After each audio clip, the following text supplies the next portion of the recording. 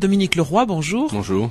Dominique Leroy, vous êtes jeune chercheur au laboratoire de psychologie sociale de la cognition et vous êtes en train de travailler sur l'influence du pouvoir sur la désinhibition comportementale. Alors, je rappelle aussi que votre laboratoire est lié au CNRS et à l'université Blaise Pascal.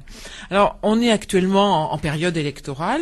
Est-ce que on va particulièrement observer les relations entre le pouvoir, le comportement des hommes de pouvoir et leur désinhibition, c'est-à-dire le fait qu'ils aient oublié tout blocage du fait qu'ils soient en situation de pouvoir? Eh bien, paradoxalement, je pense que c'est le plus mauvais moment, justement, la période électorale, pour observer cette désinhibition comportementale chez les gens titulaires de pouvoir.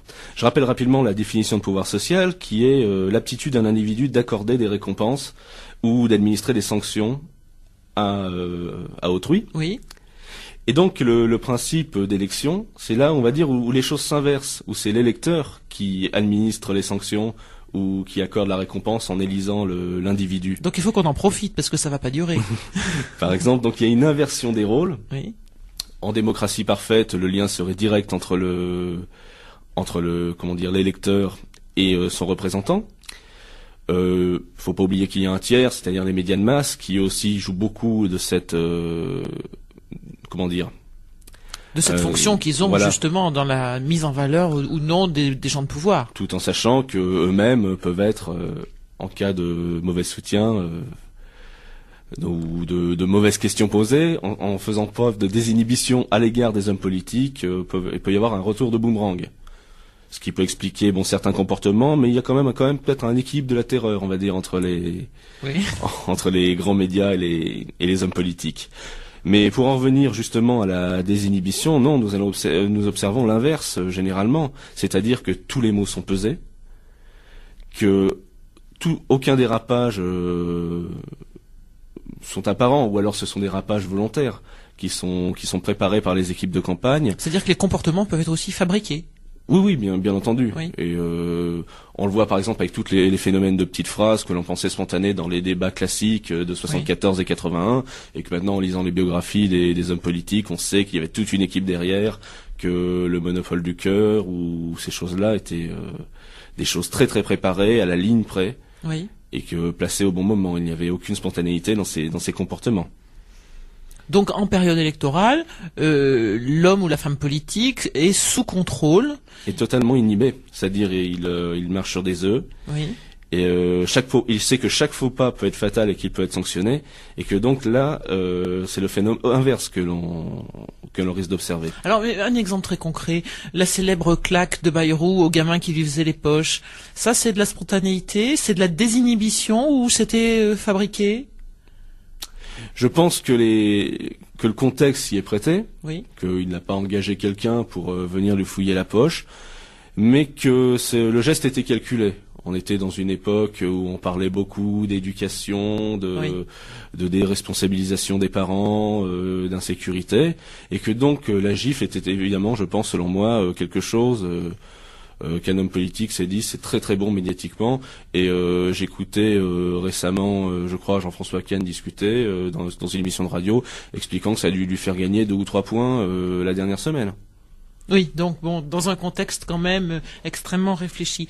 Alors le fait qu'il y ait une forte médiatisation permanente, ça veut dire qu'on est un peu en campagne électorale permanente. Est-ce que ça a une conséquence, justement? Surtout que les échéances électorales, on va dire, se resserrent.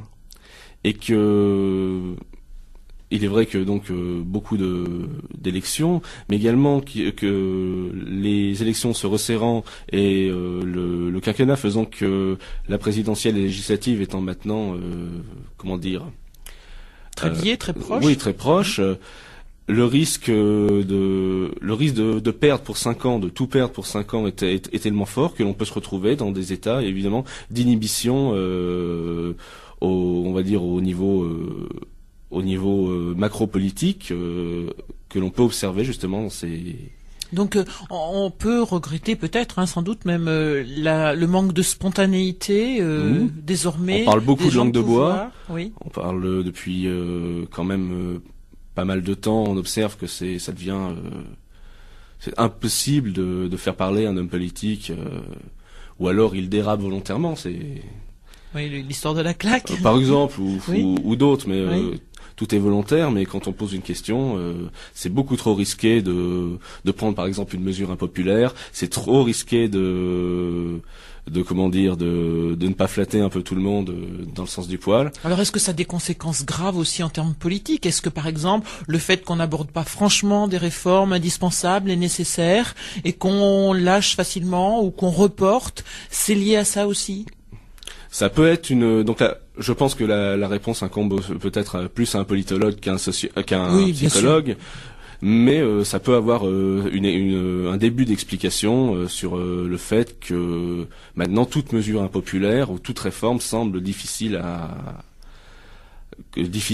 mettre en place, à aller jusqu'au bout, du fait qu'il ne faut faire aucun faux pas, qu'il ne faut pas décevoir Et donc, la primauté de l'image sur la réflexion et sur l'idée est liée également à ces questions-là.